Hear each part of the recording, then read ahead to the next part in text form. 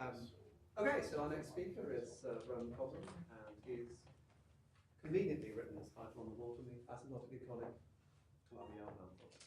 Okay, so first of all, I just want to thank the organisers for the invitation to the Newton Institute. It's my first time here, and it's a pleasure to be here. Okay, so as Michael already said, the title of my talk is Asymptotically Conic Calabi-Yau Manifolds, and everything I'm going to talk about today is joint work with Hans-Johann Heim from the University of Maryland. And what I'm going to talk about today is the results of a project that's been going on for the last few years, from 2012 in fact. And a lot of our work was inspired by a series of papers written by Craig Vancouvering between 2008 and 2011. So I'm going to remember this. And Chi Lee actually wrote a paper last year which gave us the missing ingredients that we needed in order to finish our project. Okay, so first of all, let me clarify what I mean by the term Calabi-Yau. So for me, Calabi-Yau will mean Ricci flat Keeler. So in particular, a Calabi-Yau manifold will be a Ricci flat Keeler manifold, and a Calabi-Yau metric will be a Ricci flat Keeler metric. And I'll just abbreviate Calabi-Yau as CY throughout my talk. Okay? So an asymptotically conical Calabi-Yau manifold is essentially a non-compact Calabi-Yau manifold that is modeled on a Calabi-Yau cone at infinity. Okay, so I want to say what I mean precisely by those words. So I'm going to begin with the discussion about Calabi-Yau cones. Okay, so I'll begin by telling you what I mean by a Riemannian cone. So a Riemannian cone, so this is a definition in a Riemannian geometry, and it's a particular type of warped product. So suppose that L(G) of L is a compact Riemannian manifold without boundary. So it's a compact Riemannian manifold without boundary. Then what do I mean by the cone over L? So by the cone over L, I mean, so this is the cone over L. I mean the Riemannian manifold C of L, which is equal to R plus cross L, endowed with the Riemannian metric G0, which is equal to the R squared plus R squared G of L, where R is a linear coordinate in the R plus factor here. Okay, so the length of the cone L, so L is called the length of the cone, and I will identify it with the level set R is equal to 1. Okay, so notice that as R goes to infinity, the volume of the slices of the cone get larger, and as R goes to 0, I have a singularity, unless I'm flat space, of course. So that I have got the following picture. So my picture of my cone looks as follows. So my cone looks like this, and I've got the length L of the cone, which is identified with the level set R is equal to 1. I've got my singularity, and I've got my radius function R. Okay, so by a Calabi-Yau cone, I just mean a Ricci flat Keeler cone. So what does that mean? So that means that my cometric G0, which is the R squared plus R squared G, is Keeler with respect to some complex structure J0, which is some complex structure. Okay, I'm also Ricci flat. So the Ricci curvature of my metric will be equal to 0. And I also require that my cone has got trivial canonical bundle. So, and I have got a global section omega 0, which is, I'm running out of room here. So my cone has got trivial canonical bundle, and I've got a global trivializing section omega 0, which is nowhere vanishing. Okay? So do you want J not to be nicely compatible with the R coordinate, for example? Or maybe put more explicitly, are you defining is it equivalent to cones in CN, or is it more general? It's just general. Right. It's just a Keeler cone, I mean. But maybe by some miracle it always has embedding in CN. Yeah, so cones are affine algebraic, so I'll get on to that a bit later. Oh, right. Yeah. Yeah, so they always have an embedding in CN. Okay, so I've got this global trivializing section, omega 0, and I call such a section holomorphic volume form. Okay. And I want this form to be parallel with respect to the Levi-Civita connection of my the Levi-Civita connection of my Calabi-Yau cone metric G0. Okay, so all the information I need to define a Calabi-Yau cone is a Calabi-Yau cone metric and a holomorphic volume form. And the relationship between these two things is that the holomorphic volume form is parallel with respect to the Levi-Civita connection of G0. Okay, so if I'm given a Calabi-Yau cone, I get for free a radial vector field, R del del R. So this is a radial vector field, which is perpendicular to the slices of the cone. R is equal to a constant. Okay, so you have this. So you've got your slices of the cone, and you've got your radial vector field, R del del R. So I'm going to rotate this vector field using the complex structure J0. So I consider the vector field J0 of R del del R. So this is tangent to the slices of the cone,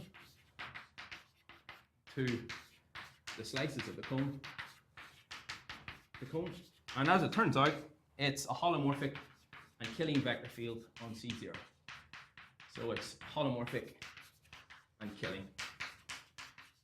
Okay, so I denote this vector field by psi, and I give this vector field a special name. So it's called the Reed vector field. So it's called the Reed vector field of my cone. And I can broadly classify Calabi-Yau cones according to the properties of the Reed vector field. So that's what I want to say next. So everything with the subscript 0 for my notation will be tied to the Calabi-Yau cone in some way. So G0 will be the Calabi-Yau cone metric, omega 0 will be a holomorphic volume form on my Calabi-Yau cone, etc. Okay, so if I'm given a Calabi-Yau cone, then I get for free this vector field psi, which is known as the Reed vector field, and I can broadly classify Calabi-Yau cones according to its properties. So I say that my cone C0 is regular if the flow of psi generates a S1 action, a free S1 action. So I'm a bit first for space. So if psi generates a free S1 action, I say that my cone is quasi-regular if the flow of my Reed vector field generates a non-free S1 action,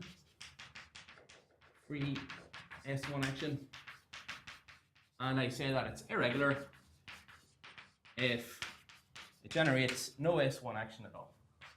So no S1 action at all.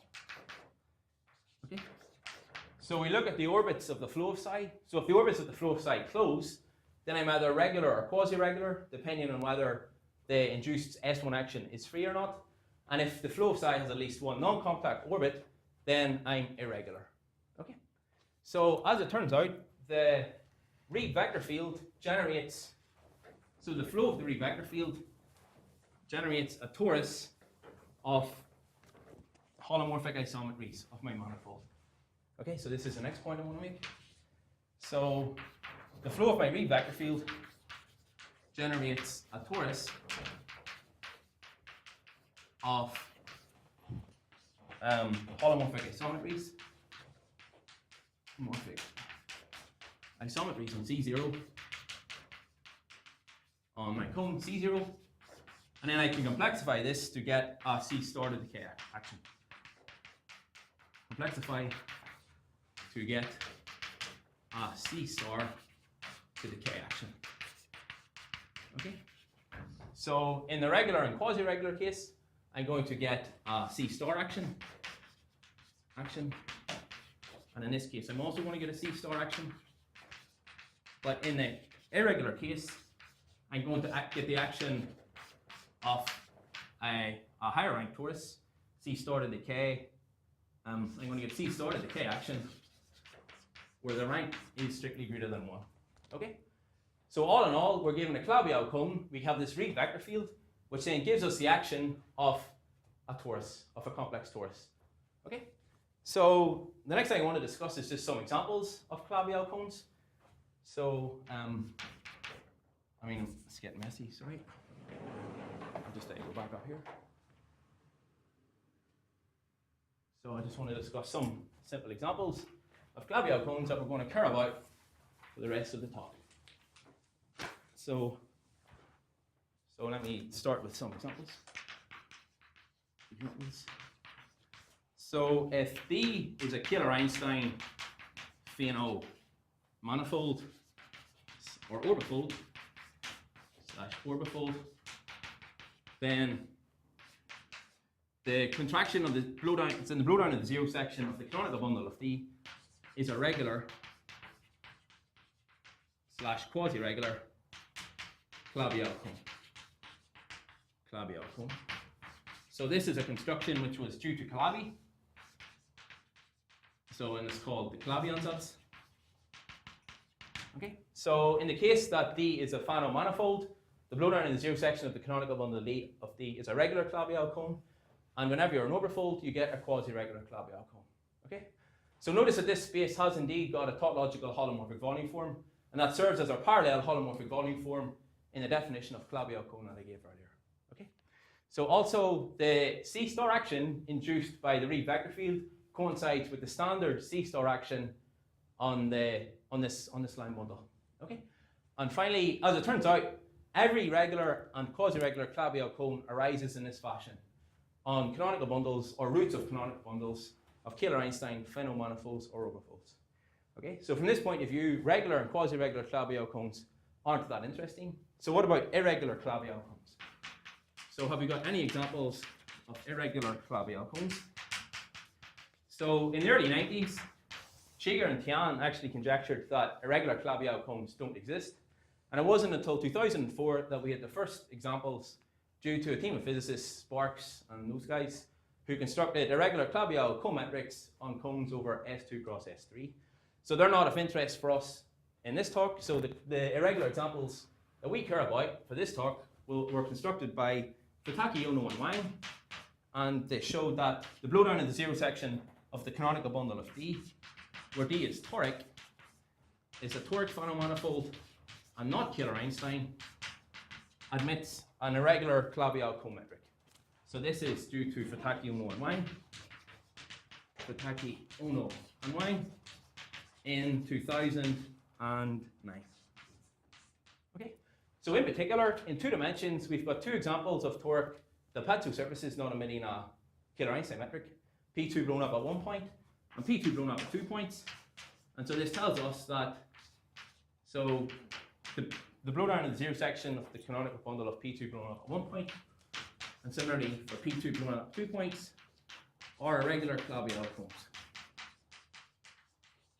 So they're examples that we will come back to later on. Okay? So that's all I wanted to say about Calabi-Yau cones. So Calabi-Yau cones will serve as the asymptotic models for the Calabi-Yau metrics that we want to consider today. So the next thing I want to tell you is what is an asymptotically conical Calabi-Yau manifold. Is it obvious why there was torus action for an irregular thing? So so the flow psi generates one parameter the flow psi generates a one parameter subgroup of the isometry group of the base of the cone, which is compact, and then you take its closure. Yeah. So it follows because it's going to be dense whenever it's irregular. So that's and then the limit of holomorphic vector fields is holomorphic. Okay. So this torus action is important for later on. Okay. And your Reed vector field will be in the Lie algebra of the torus. Okay. So now let me tell you what I mean by an asymptotically conical Calabi-Yau manifold. So now we know what the asymptotic models of our Calabi-Yau metrics are. Let me tell you what the manifolds themselves are. Okay. So suppose that AMG is a non-compact Kähler manifold. Then I say that AMG is asymptotically conical Calabi-Yau if, so we've got the usual picture. So AMG is a non-compact Calabi-Yau manifold. So this is M with Calabi-Yau with Calabi-Yau metric G. So G is a Calabi-Yau metric, and I also require a holomorphic volume form. I want a global holomorphic volume form omega. Okay. I also require the existence of a Calabi-Yau cone. So I call this C0 G0. Well, this is my Calabi-Yau cone C0. So C0 G0 is a Calabi-Yau cone. So recall what that means. So that means that the Ricci curvature of G0 is equal to 0 and that omega 0 is parallel with respect to the Levi-Civita connection of G. Okay. So, and what's the relationship between these two things? So I require the existence of a diffeomorphism on the complement of a compact subset of M and on the complement of a compact subset of my cone, such that with respect to this diffeomorphism, so I've got my G0 here and omega 0 here, such that with respect to this diffeomorphism, G and G0 are asymptotic, and omega 0 are asymptotic. Okay? So more precisely, I require that the difference between G and G0 and of their derivatives, and the difference between omega and omega 0 and of their derivatives go to 0 as the radius function r of the cone goes to infinity, and I want that to go to 0 at a polynomial rate. Okay? So let me write down even more precisely what I mean. So all this is saying mathematically that I want my non-compact Calabi-Yau manifold to resemble a Calabi-Yau cone outside a compact set with respect to Riemannianly and also as a complex manifold. Okay, so more precisely, I require that nabla 0 to the k of pi star of G minus G0 measured with respect to the Calabi-Yau cone metric is equal to O of R to the beta minus k, and nabla 0 k of the same thing for the holomorphic volume forms. Omega minus omega 0 with respect to G0 is equal to O of R to the beta minus k.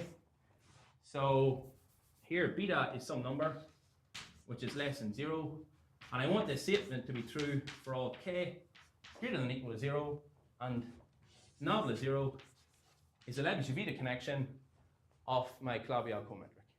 Okay, so that's mathematically precisely what I mean by an asymptotically conical Calabi-Yau manifold.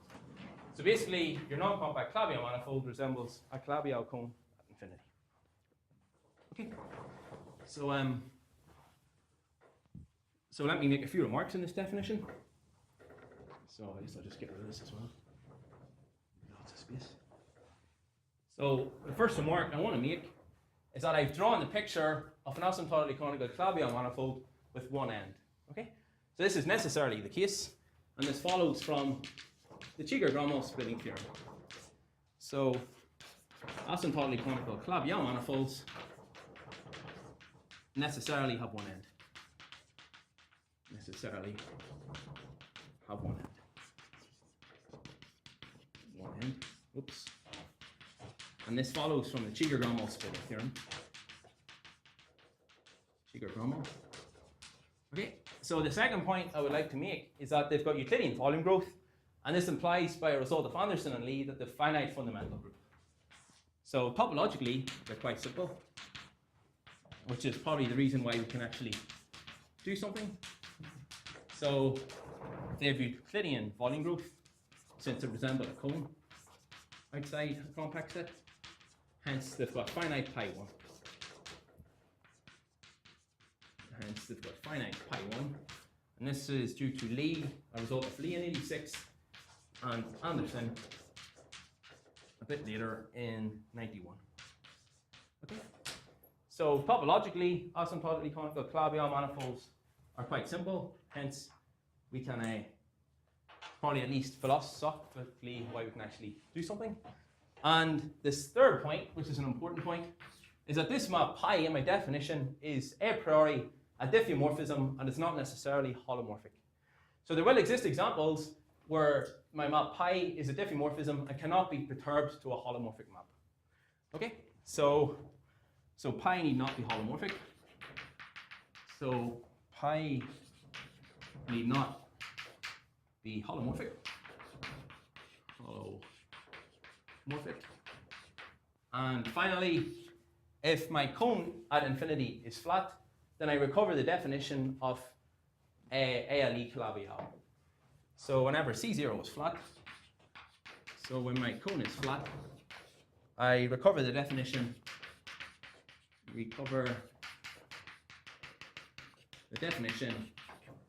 of ALE Calabi-Yau. Okay? So ALE Calabi-Yau means that that your non-compact Calabi-Yau manifold and the asymptotic cone is flat, that is some quotient of Cn, And so asymptotically conical Calabi-Yau manifolds are a natural generalization of ALE. Okay? So, I'm a bit intrigued about your third point. my what, sorry? Third point, that pi needn't be holomorphic. Yeah. On one hand, just as a guess, is it in any sensible way asymptotically holomorphic of infinity? Or in what's, so the point is, what kind of examples are... So the conifold, for example, I'm about to do some examples, but the smoothing in the conifold is an example where pi can't be chosen to be holomorphic. But it is asymptotically. Yes, but it's asymptotic. Right. I mean, the point is... So it will like approximate something. Yeah. But there is an abstraction to make it exactly holomorphic. Right. Okay. Right. Yeah. And just another curiosity. Is it related in any simple way to this regularity, regular calls that you defined a bit earlier? Or am I confused here? No, there's no, this is just a general definition. I mean, this can be regular, quasi-regular, irregular. Or it doesn't have anything to do with the No. actual model call? No. Okay. No. So it's completely independent of that. Right. Okay. So so that's the definition of asymptotically conical Calabi-Yau. So now let me give you some examples, just to give you a feeling of a. Well, I guess I have a bit of space here. So let me give you some examples of asymptotically conical Calabi-Yaus. So examples. So the first example I want to consider are the ALE Calabi-Yau metrics of Joyce. Metrics of Joyce on Krevin resolutions. I'll say what that means in a second. Of Cn mod gamma, where what is gamma? So gamma is some finite subgroup of SUN, and gamma acts on the complement of the origin of Cn freely. Okay, so let me elaborate a little bit here. So we've got Cn with the action of this, whoops, let's bring that down a bit. So we've got Cn with the action of this finite subgroup of SUN, and so the action is free on the complement of the origin, and the origin is the only fixed point. So whenever we take the quotient, we're going to get an isolated singularity. So we're going to get an isolated singularity. So this is Cn mod gamma. And by Krevin resolution, all I mean is that you desingularize this cone by replacing it with some lower dimensional submanifold in such a way that this guy is smooth and it's got trivial canonical bundle. Okay, so it's not always the case that Calabi-Yau cone emits a Krevin resolution, but when it does, Joyce constructs asymptotically conical Calabi-Yau metrics on the resolution. Okay, and so notice that in this case, the asymptotically conical Calabi-Yau manifold is biholomorphic to its cone at infinity, and also that the cone here is flat, which is why we have ALE Calabi-Yau metrics. Okay. So the second example I want to talk about is the simplest example of a Calabi-Yau cone, which is not a quotient singularity, and it's prominent in the physics literature, and it's known as the conifold. So I'm sure a lot of us have seen this before. So the conifold, which is defined as the sum of the zi squared is equal to 0 in C4. Okay. So in this example illustrates a general method in order to construct asymptotically conical Calabi-Yau manifolds. So what is the general strategy? So one starts off with the Calabi-Yau cone, which has got an isolated singularity. Then what one wants to do is desingularize the cone to obtain a smooth complex manifold, and then try and construct asymptotically conical Calabi-Yau metrics on that smooth guy. Okay. Now in general, there exist two ways to desingularize in a Calabi-Yau cone. So one can either take a Krevin resolution, which I've also mentioned, and one can also take a smoothing, by which I mean you deform the defining equation of the cone in order to obtain a smooth affine variety. So it's not always the case that a Calabi-Yau cone emits a Krevin resolution or a smoothing. So this example actually admits both. So it admits a Krevin resolution where I replace the singularity with a holomorphic P1. So this is known as, this is the conifold, which is important. So which is known as the small resolution. And the space that I get is O minus 1 direct sum O minus 1 over P1. Okay, and this example also admits a smoothing by which I deform the defining equation of the cone to obtain a smooth affine variety. Just the sum of the ZI squared is equal to 1. Okay, and this guy is, what you get here is the cotangent bundle of S3. Okay, so in this case you've got a complex manifold which is biholomorphic to the cone away from the exceptional set of the resolution. And here we've got something which is only diffeomorphic to the cone outside of the resolution, because at least heuristically, by deforming the defining equation, we've like changed the complex structure. Okay, so that can be made precise, but I'm not going into details now. Okay, so this guy is biholomorphic to the cone outside a compact set, and this is diffeomorphic. And so the obvious question is, does this admit asymptotically conical Calabi-Yau metrics? And does this admit asymptotically conical Calabi-Yau metrics? So one can ask this more generally for Calabi-Yau cones, but in this case, the answer to both those questions is yes. So both these guys admit asymptotically conical Calabi-Yau metrics. So both admit asymptotically conical Calabi-Yau metrics. So these were constructed by Candelis and De La Ossa. And in fact, they're actually explicit. Okay, so this brings me to the first point of the talk. So here I've got a Calabi-Yau cone, and I've given you two examples of asymptotically conical Calabi-Yau manifolds which are modeled in this cone.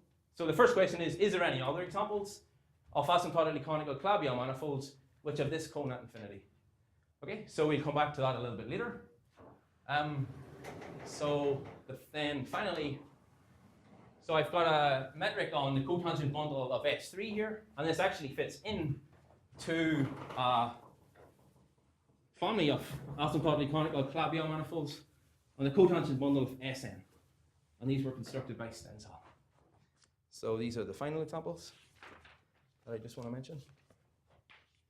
So 3. So on the cotangent bundle of Sn, Stenzel has constructed asymptotically conical Calabi-Yau manifolds metrics, and these are again explicit. Okay, so this guy fits into a family on the cotangent bundle of Sn. Okay, so given a Calabi-Yau cone, so is it true that every asymptotically conical Calabi-Yau manifold is obtained from the cone via a Krepin resolution or a smoothing? Okay, so the answer is no, but at least philosophically or heuristically, what is true is that every asymptotically conical Calabi-Yau manifold can be obtained from the cone via first deforming the cone and then taking a Krepin resolution. Okay, so this is what I'm going to talk about next, and is the underlying of what's really going on, which is the classification of asymptotically conical Calabi-Yau manifolds. Okay. So let's suppose that we have asymptotically conical Calabi-Yau manifold. So we've got the usual picture. We've got our cone C0, and we've got our manifold M, and we've got our diffeomorphism, which identifies these two guys on the complement of a compact set. Okay. Then the classification of asymptotically conical Calabi-Yau manifolds comprises two parts. The first part is to classify the Calabi-Yau cones, and then for each fixed Calabi-Yau cone, you want to classify the asymptotically conical Calabi-Yau manifolds which are modeled on that cone. Okay, so in dimension 2, this problem has got a complete solution. So we've got our Calabi-Yau cones here, and we've got M, which is asymptotically conical Calabi-Yau, which is modeled on C0, on my cone C0. Okay, so in dimensions M is equal to 2, any Calabi-Yau cone has to be flat, so it's some quotient of C2 mod gamma, where gamma is a finite subgroup of SU2. It's a finite subgroup. Okay, and for each fixed quotient singularity, the minimal resolution of the singularity carries asymptotically conical Calabi-Yau metrics. In fact, they're hyperkähler ALE. So the minimal resolutions of Cn mod gamma or C2 mod gamma carries hyperkähler ALE metrics, which are modeled in that singularity. And in fact, these are the only manifolds carrying asymptotically conical Calabi-Yau metrics which are modeled on these quotient singularities. So for each quotient singularity, the minimal resolution carries asymptotically conical Calabi-Yau metrics modeled on it, and they're the only ones. So this result is due to Kronheimer. Okay, and it was this classification of gravitational instantons. Okay, now in dimensions 3, and so in dimensions 3 and up, so classifying Calabi-Yau cones is just too hard a problem in general. But so let's consider the simpler problem where the cone is fixed. So if the cone is fixed, can we classify every asymptotically conical Calabi-Yau manifold which is modeled on that cone? Okay, so this is a question that we want to consider in this talk. So we assume that the cone is fixed. So can we find all asymptotically conical Calabi-Yau manifolds modeled on a fixed Calabi-Yau cone? Modeled on a fixed Calabi-Yau cone. Calabi-Yau cone. So in some sense here you're solving a boundary value problem. So you know what your non-compact Calabi-Yau manifold looks like at infinity. So it resembles this Calabi-Yau cone in a precise sense. And then what you want to do is find the possible fillings of that manifold then. Okay, so basically the upshot of my work with Hayo is that the answer to this question is yes. Okay, and our result comprises of 3 parts. So let me just go through them, and then I'll discuss them.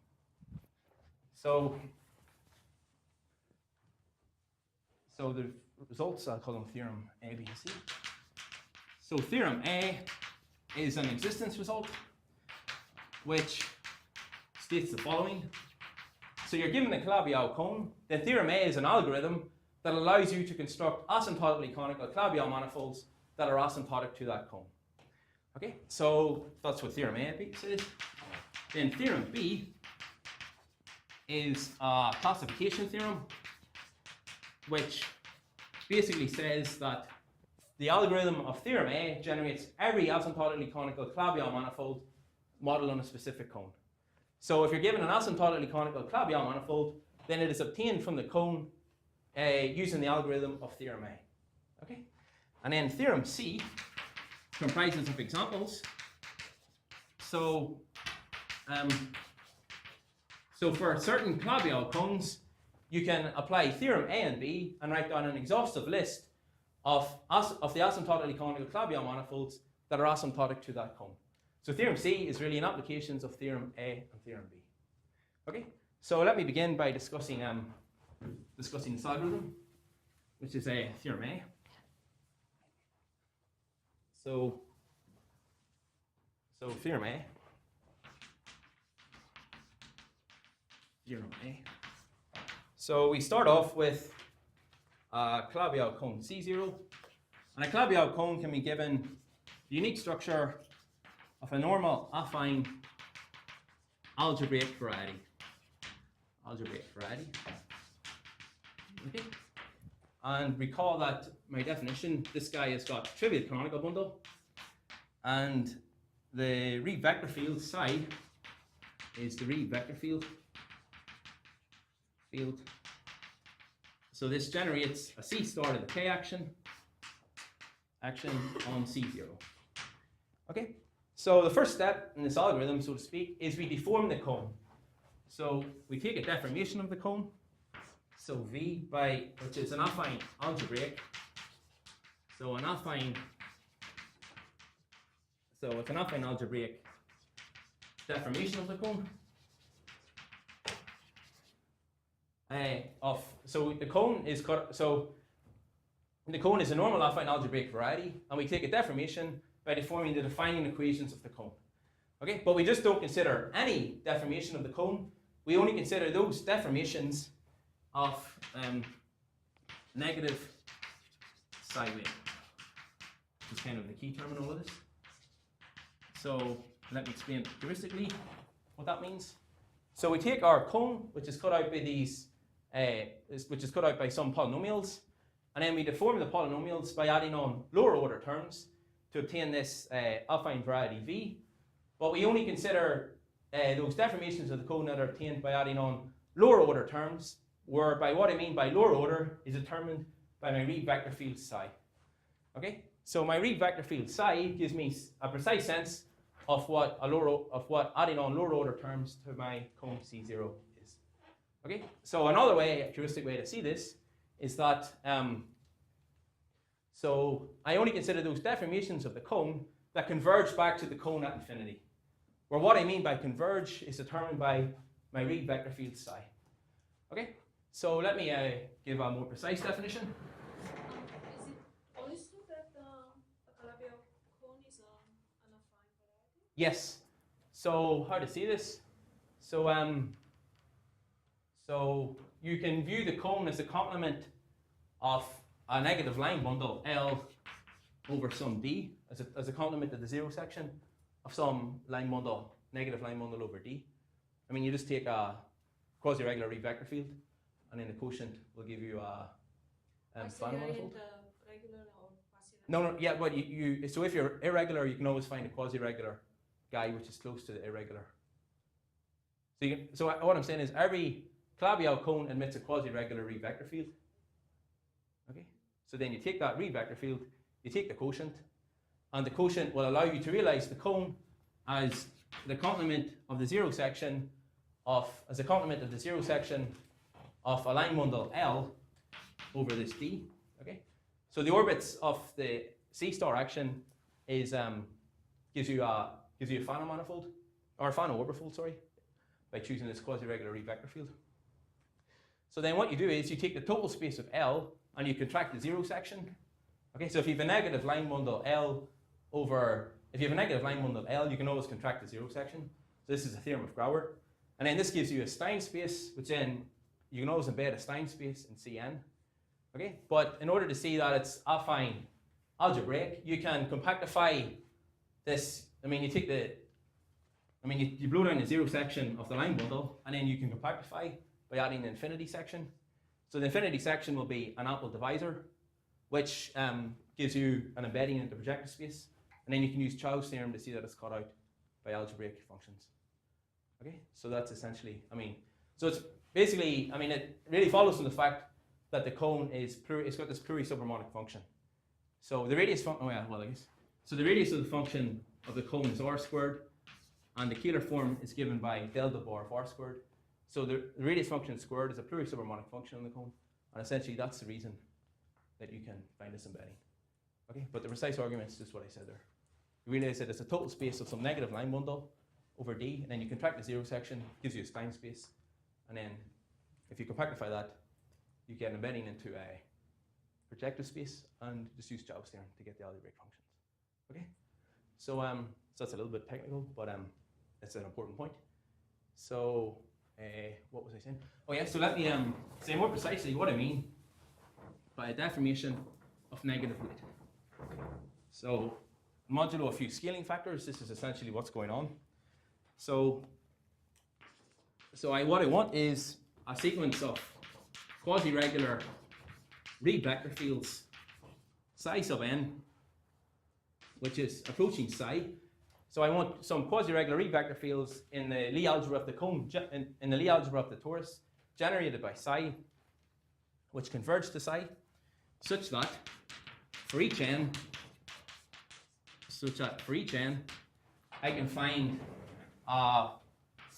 one parameter deformation of V to, so this is my cone C0, this is my V. So for each n, I can find a one parameter deformation of V to my cone C0. So this is over some base B, which is C. And I want this deformation to be equivariant with respect to a C star action, such that the C star action coincides with the C star action on the cone induced by the quasi-regular read vector field. And I also want the apex of the cone to be an attractive fixed point of this C star action. Okay, so what does this mean? So this means that as I go towards 0, so this is my C star, as I move towards 0 in my C star, everything gets sucked in, everything gets sucked in to the apex of the cone. Okay, so I want this to be an attractive fixed point, and then I will get an induced action on T0 of B, so this is 0. I'm going to get an induced action on this on the tangent space to the base. Okay, and so I get an induced C star action on T0 of B, and that C star action will act with some weight lambda n, which is strictly greater than 0. And what I want, so this is modulo, I mean, there's a little bit more to it than this, but more or less up to scaling, the C star action will act with some weight lambda n, and I want this lambda n to converge to some lambda, which is positive as n goes to infinity. Okay, so that's, I mean, that's not too important, but I mean, at least there should be something technical in this talk. So that's what you want. So our argument of proof is really an approximation theorem. It's really an approximation using these approximating quasi-regular Reed vector fields. Okay. And if psi is quasi-regular to begin with? Oh, then you only need one deformation, right? So everything is okay. Yeah. So if you can take, so if psi is already quasi-regular, you can take the sequence psi n just to be psi. As in this lambda being positive is always. Yeah. Yeah. Well, if no, so you just need one deformation satisfying this. Usually there exists a deformation. There exists a deformation satisfying that. So if psi is already quasi-regular, you just need one parameter deformation. But if psi is irregular, then you need this approximating family. Okay, because our argument is we know what's true for the quasi-regular case, and then we use an approximation argument to force it to be true for the irregular case. Okay, so let me then just get back to business here. Okay, so we take this deformation of negative psi weight. Okay, and so what are its properties? So the first thing is that such a deformation has got isolated singularities. Okay, so heuristically what's going on is by taking a deformation of the cone where we've got the singularity and we're spreading it out into simpler singularities. Okay, so we take our deformation V, so you can just have that. So V will have finitely many isolated singularities. Many isolated singularities. And it will also have trivial canonical bundle. So the canonical bundle of V will be trivial. Okay? So this is not obvious. So this fact follows from the fact that, we started off with a cone with trivial canonical bundle. It turns out that any deformation of this type also has trivial canonical bundle. So if the cone I started off with had torsion canonical bundle, then it's not necessarily true that that's preserved under deformation. But the trivial canonical bundle is for deformations of negative weight. Okay? So I've got this affine variety V with isolated singularities and trivial canonical bundle. Therefore, I can say what I mean by a Krepin resolution. Okay? So that's the next step, is to take a Krepin resolution. Whoops. So I take a Krepin resolution of these isolated singularities by replacing the singularities with some lower dimensional submanifolds in order to get a smooth complex manifold. So this is the next step. So we first deform, then we take a Krepin resolution. So we take a Krepin resolution to get some smooth complex manifold M. Okay?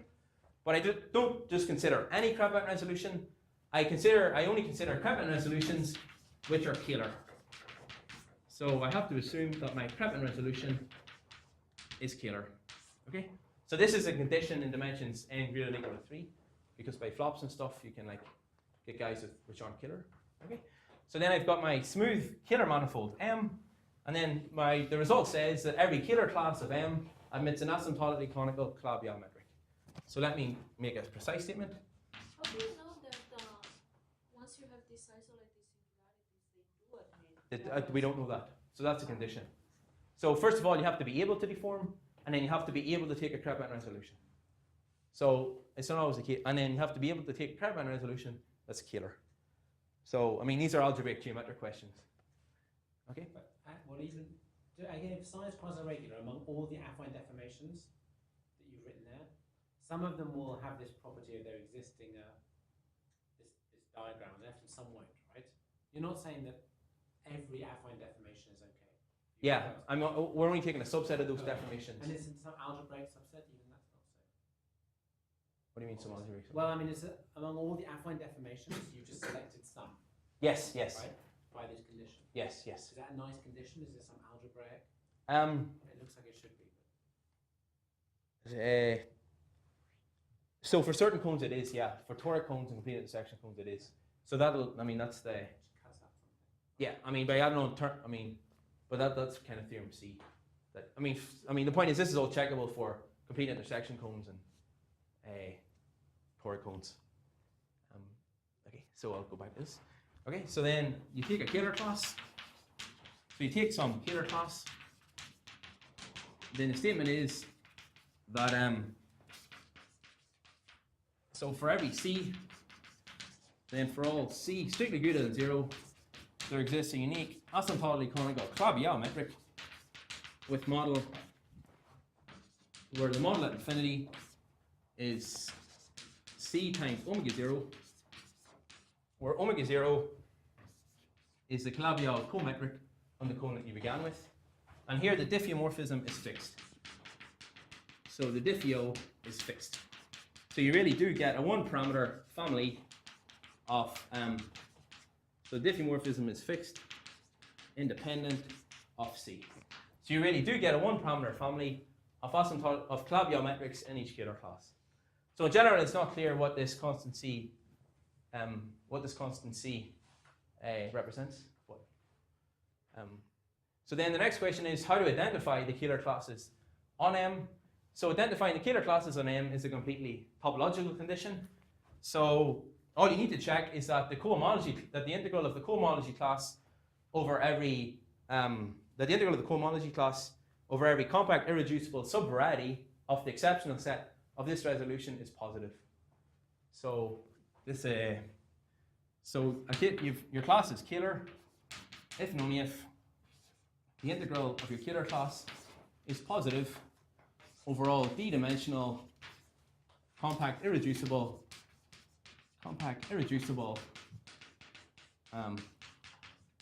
subvarieties Z of the exceptional set of your resolution. Okay, so this is due to Tristan Collins and Valentino Testati.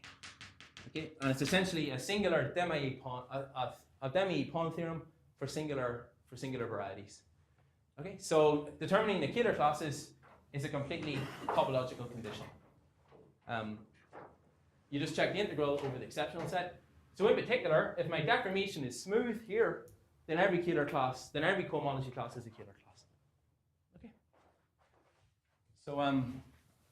So that's kind of the crux of theorem A. So essentially, theorem A says that to generate examples of asymptotically conical Calabi-Yau manifolds from the cone, you deform the cone and then you take a Krepin resolution, where you only consider certain deformations of the cone and you only consider Kähler Krepin resolutions. Okay. So then theorem B. Does that not tell you also if it's Kähler? Sorry. The Collins Testati, isn't it? Or maybe they assume Kähler. You assume Kähler, yeah. So they have to assume Kähler and they tell you what the Kähler. Yeah, I think so. Yeah. Yeah. I'm not too sure. Can't remember. Okay. So then theorem B. So theorem B states that theorem A recovers all asymptotically conical Calabi-Yau manifolds asymptotic to C0. Asymptotic to the cone C0. Okay, so it reduces the problem of finding asymptotically conical Calabi-Yau manifolds to an algebraic problem on the cone. Okay, determine these deformations and then determine the Krepin resolutions. Okay, now in general it's difficult to classify equivariant deformations of the cone. Okay, but for certain cones, for complete intersection Calabi-Yau cones,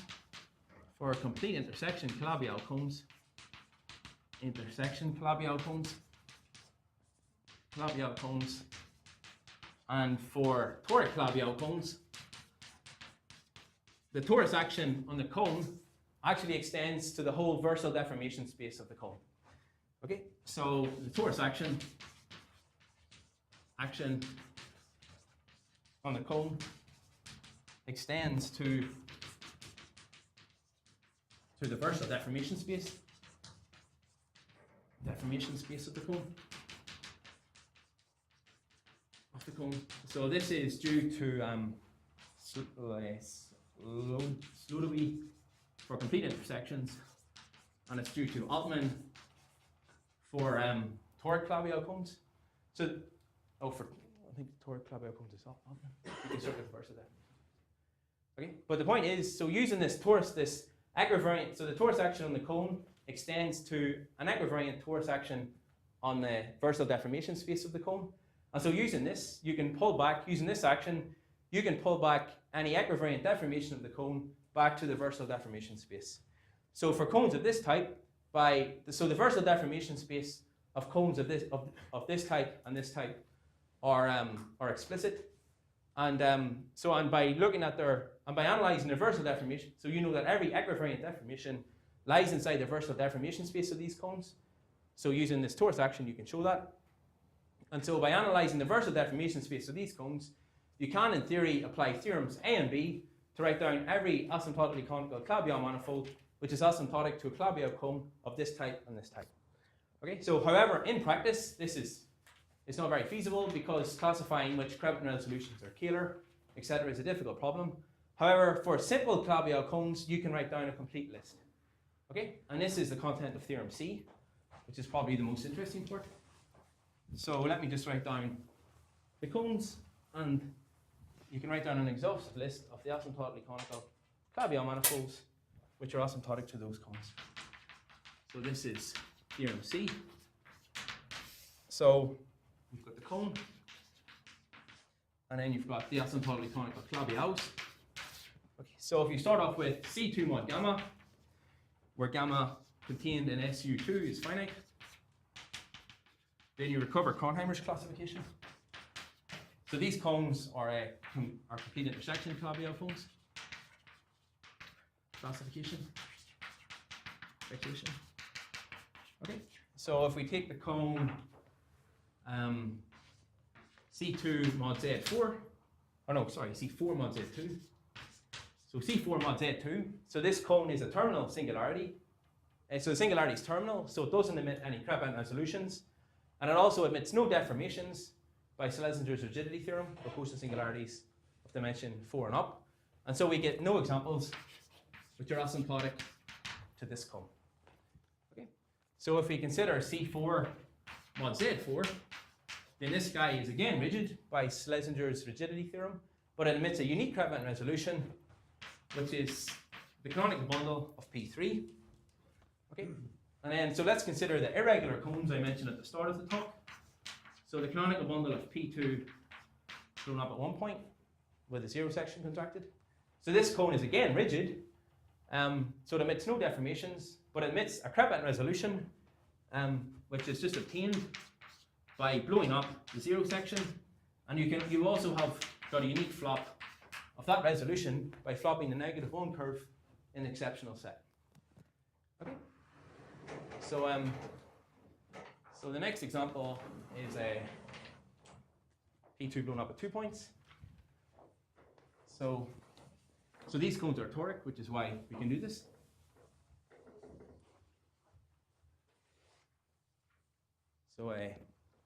So for the canonical bundle of P2 blown up 2 points with the zero section contracted, so you get a unique smoothing. So this guy has got a unique smoothing. And as it turns out, this smoothing has got negative weight. So it emits an asymptotically conical Calabi-Yau, family of asymptotically conical Calabi-Yau metrics. And you can also take a resolution of this cone, which you obtain just by, again, taking the blow up of blowing up the apex of the cone. And again, you have flops to consider here. And here you get 3 flops. Okay, again by flopping the -1 curves in the exceptional set. Okay, and then so let's consider the conifold that I talked about earlier. The sum of the zi squareds is equal to 0 in C4. So you have got the small resolution, which I talked about, which I mentioned, and you also have a unique smoothing, and you also have got unique smoothing. So there's only one smoothing here. There's only one smoothing of negative weight, which is obtained by adding on constant terms. In fact, there's only one smoothing. And that's isomorphic to T star of S3. And there are the only 2 examples that you get for, so there are the only 2 examples that you get which are asymptotic to the conifold. And finally, let me just mention, if you consider the quadric in higher dimensions, so in Cn, where n is greater than or equal to 5, then you only get the stencil examples. So you only get T star of Sn, because these guys don't emit Kreppmann resolutions, but you have got a unique smoothing. And that's it. Okay, so thank you for your attention.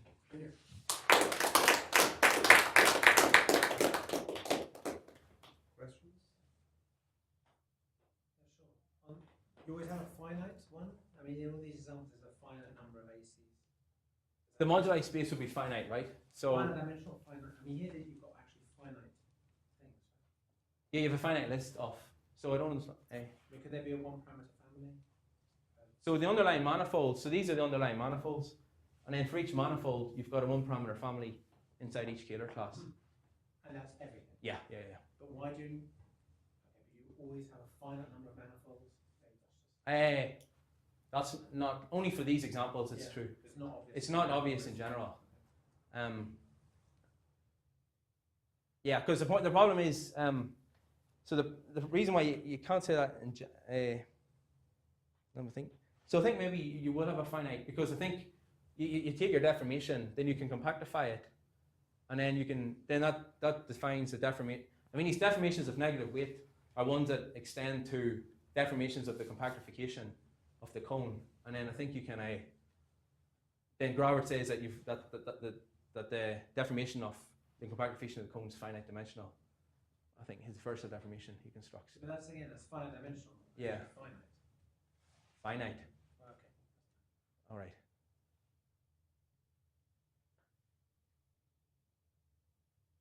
There's some more Jean-Perry stuff in. Yeah.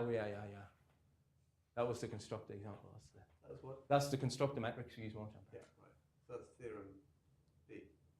The theorem A. Theorem A. So in Kloheimann's example, he has a characterization of all the Ricci flat metrics, which you can put on a resolution of, on his basis. Do you have such a classification for your examples? So, I mean, here the metrics are going to be those constructed by Calabi. Here. But like, I mean, how big is the moduli space? I mean, in each scalar class, you've got this one parameter family. It's a unique metric. There's a unique metric. Okay. Yeah, so in each scalar class, you get a one parameter family, and that's it. And the diffeomorphism is fixed, right? I mean, that's, and so marginal pair is used for that.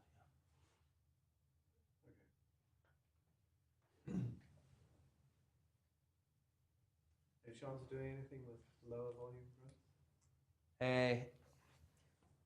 I mean, Not sure what the question would be. I don't think the tools for this would extend for the lower volume growth. Because I mean, to prove all of this, we use this a deformation of the normal cone argument, which really, I mean, cone. Right. So it's a. Different kind. No, I mean the problem is, I mean, so it gives you the asymptotic model, right? I mean, you have this deformation of this. Yeah, but if you change asymptotic model to some, Yeah, I mean, there's no analogous. I mean, there are, right? Circle bundle over. no, but I mean, no analogous tool. That's what I'm saying. That we can apply, at least a priori. So no. But when you do this, you compactify first, and then. Yeah, I mean that was Yeah. Chile's argument. Yeah, so I mean you compactify and then you can construct a deformation from. You construct some asymptotic using compactification. No. We construct a deformation using the compactification. Okay. That's how we know. I mean, we start off with Asymptotically Conic Calabi-Yau, then we can compactify using the theorem of Chile, and then from the compactification we construct this deformation. But do you also use compactification to get some approximate smooth No. metric? No. But every example is compactifiable. But when you're solving Monge-Ampere equation as a deformation of some metric. Yeah, some approximating. Yeah. So we start off with an approximating asymptotically conical metric, which is approximately Ricci flat, and then we perturb that to get the Calabi-Yau example.